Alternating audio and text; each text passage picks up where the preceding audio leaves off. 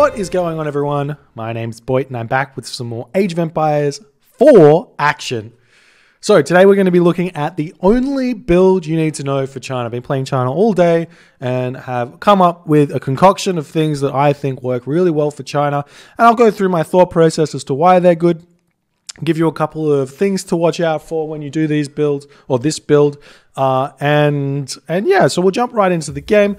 China is incredibly strong because the villages build faster, and that's actually going to become very relevant very quickly with this strategy. And the idea of this strategy is we want to get an economic lead and move on from there. So we can go for that. There is an option to do this build but venture off it at the midway point into something else. You don't have to go for a fast second town center. If you feel like it's not going to work against your opponent, you can definitely go into something else. So we'll start first here. Start building villages. Get your villages onto the sheep here, and then immediately we send our scout searching, and our first villager that pops out is going to come over onto gold. So the big difference between Age of Empires 4 and Age of Mythology, Age of Empires 2, Age of Empires 3, all the games, is that that the town center does not idle when you advance to the second age.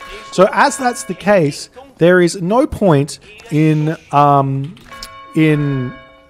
there's no point in delaying your second age.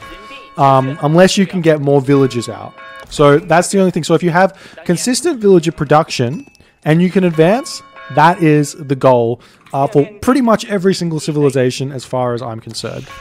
Now, this is pretty much day one of the beta, so we'll see what actually comes to fruition with it. But that's kind of it. So we got 2 villagers on gold. The rest are going to come to food. And I need to drop these goats off. You definitely need to have a couple of goats in here. 8 villagers per goat for those of you playing at home. Otherwise, they will be a little bit funny on the goat. So we'll just send these back. As soon as these villagers drop their resources to 200, so as soon as we get 200 gold, we're going to take those villagers off of the mining camp and put them over onto wood. And that way, that's going to be able to set us up to do the cheeky shenanigans in the next age that we're going to need to do. And there's no point in moving him back over onto food because we're going to have the 400 food already, so it's fine to just send them there. So things we're looking for when we go on for a 2-town center is, where is our hunt? Because this is going to be the important part to defend ourselves, and these villages will finish off just very shortly. There's the 10, and we move over here and we build ourselves the camp here. One more villager and we'll be able to advance. And we just have to shift our villagers around. So the Chinese Civ does come with its own special landmark, which is a defensive landmark, the Barbican of the Sun. So I'm going to throw that down on my wood line, as close to my wood line as I possibly can, and go from there. Now, when we're advancing, we're going to take every villager off except for 4. 4 villagers remaining on the food situation, and then we're going to start sending villagers over to gold. Now, this is specifically for the fast 2-town center. If you're not going for a fast 2-town center, you want to leave more villagers on food, and you want to get about 5 villagers on wood so that you can afford yourself a stable, archery range, or a military academy, depending on what you want to go for, in as soon as you hit the second age, so you can start working your way there. So now we throw up our mining camp here, and we keep building villages onto this location over here. So this will go up, and these 2 villagers that are building this also come over to stone, and that'll be good. And we want to build a house with one of these villagers here. So this should give you roughly 300 stone at the same time you get 400 wood. Is what we need for the second town center. And as far as I'm concerned, there isn't a build that can exactly punish this straight away. There's some builds which revolve around pushing timing pushes with the battering ram, which are really, really strong. But if you scout them out and you pick the right units to counter your opponent, you're going to be in a fine position to hold those pushes, in my opinion. You just have to make sure you are scouting and seeing what buildings they're going. So now we're going to go ahead and send this scout forward. And we're going to go see our opponent's base here and see what's going to happen there. You can see how these 4 villages are enough to kind of keep this villager production happening. I'm just going to force drop that villager so that I have a nicer amount of food in the bank. For my OCD. We missed this ago, but whatever. Okay, so we're going to go scout with this. So if we go over to our opponent's base and we want to check 2 things. 1 is the military buildings that they're making, and 2 is whether or not they're gathering gold. So if they're gathering gold, sorry, not gold, stone. If they're gathering stone, that means they're going for their own second town center, which means you can be even more greedy and do something like a fast... let me just drop all this in now, and we're just going to walk up here.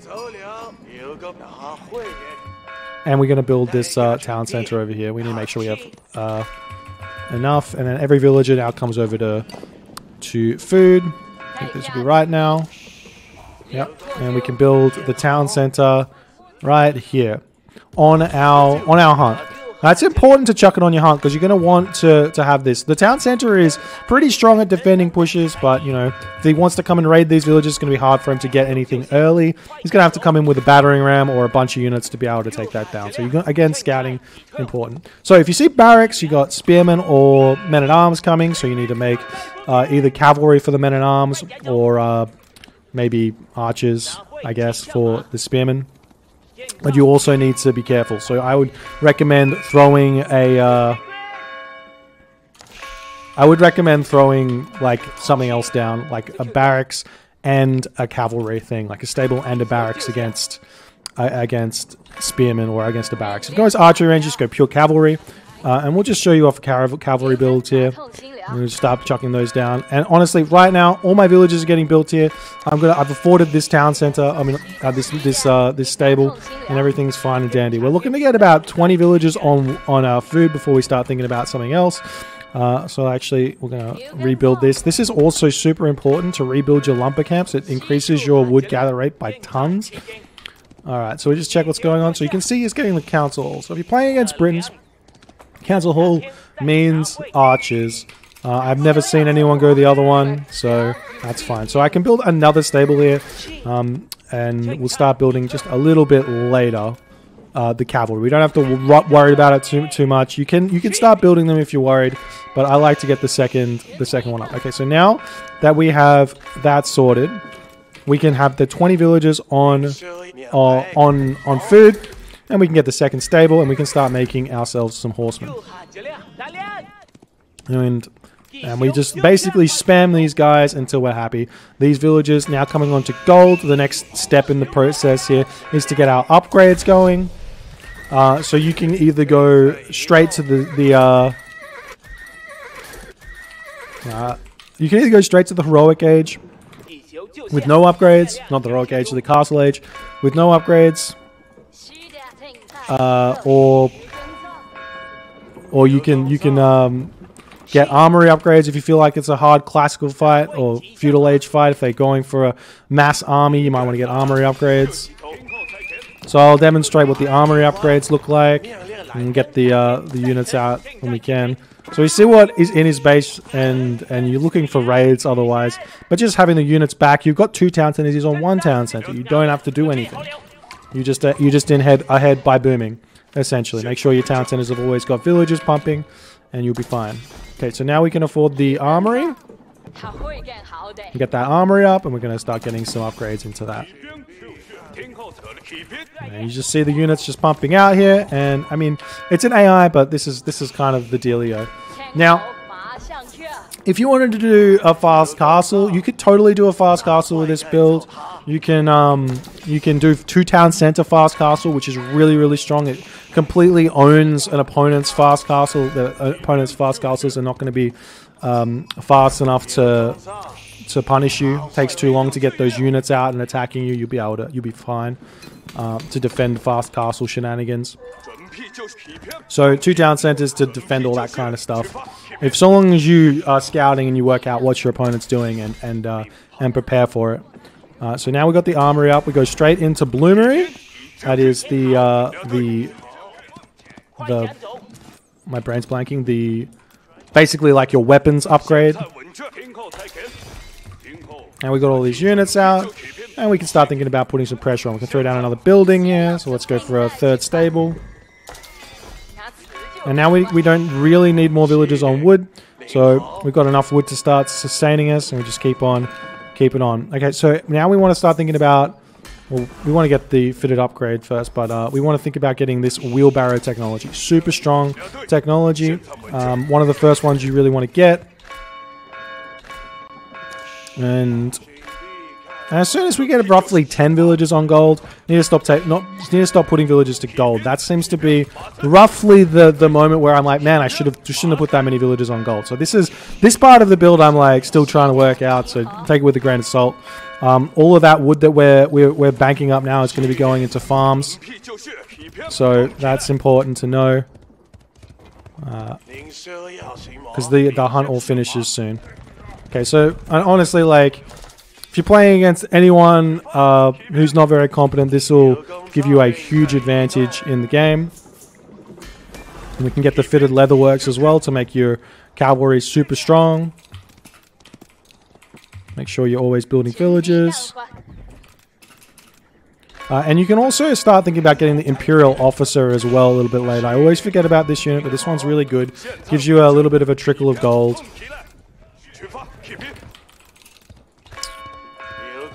And everything, you just have to kind of get everything going a little bit. This is not an easy game to macro. You have to really pay attention. We move in, we kill the villagers, and like, if they're not doing anything, they're not doing anything. You can kind of do whatever you want, you know. But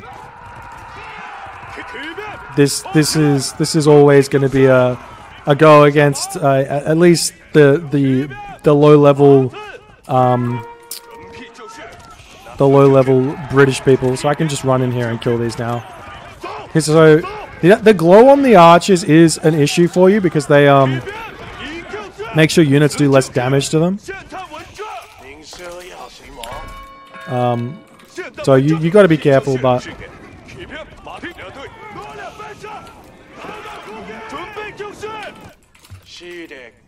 at this point we just keep on spamming units out. We've got to get the upgrades here as well, so you can get this one, get this, and we just keep on throwing onto food, keep on getting that food economy going so that we can afford everything. Now, if you feel like you've got a massive advantage at this point, one thing you can do is you can just take a bunch of villages and then use those as siege. So I'll show you a siege push just to finish off someone who's kind of not playing very well. So just send all the villagers forward. And you can also get this technology here, which allows melee and ranged infantry can construct siege towers and battering rams. So that's really good. If you want to push in, you get out those and go for a rush with those. Now I think for the most part you probably want to go for like infantry more so than the cavalry, but against mass archers it's pretty much a no-brainer.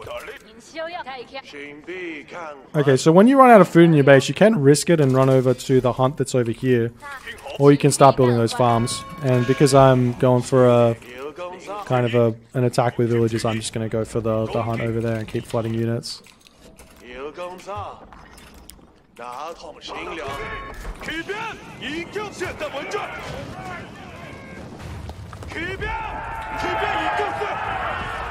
And we push in, and we have tons of stuff. We need to wait for the villagers. Where are they? They're just making their way. So the villagers are, well, I'm not actually sure about this, but they were really good at taking down buildings. So we'll see if we can just push in and kill this now. Got so many units that we should be able to. Push in, kill this. Villagers onto this. Keep spamming.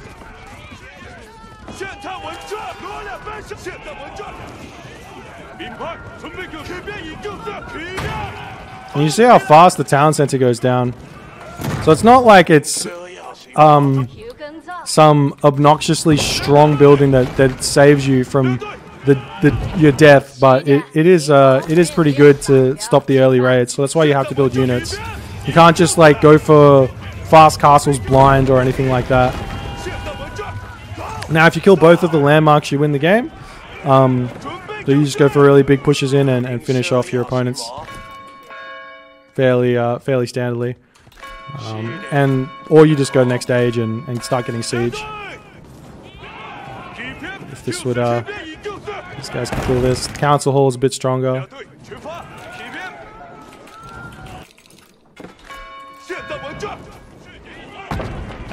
And that's kind of it. So the things to look out for in this build are the battering ram all in, some sort of cheesy fast castle shenanigans to put you behind, and essentially everything in this game, as far as I'm concerned, comes down to scouting. So if you can see what your opponent's doing, then you can counter it. Now that's basically it. So you just have to be active with your scout, checking out what your opponent's doing, and then say, okay, they're doing that, so I need to do this. And once you work out what all those things are, you're gonna have a lot of success playing this game. And yeah, that's kind of it. If you guys enjoyed this build and want to see some more, I'm going to be doing live streams all this weekend, so come and check it out. I am Boyd on Twitch, and if you, I'm going to be moving through the civs, so I did China today, I'll do the next 2 tomorrow and the next day. Anyways, if you guys enjoyed this game, please like and comment and subscribe, and I'll see you guys in the next game.